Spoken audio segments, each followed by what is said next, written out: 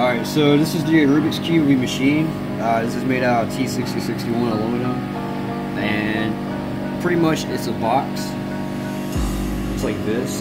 We have 4 drilled holes right here on the top and bottom. Magnets are being pressed in there, so it'll be magnetically held together. So if you look at it, it's pretty much seamless.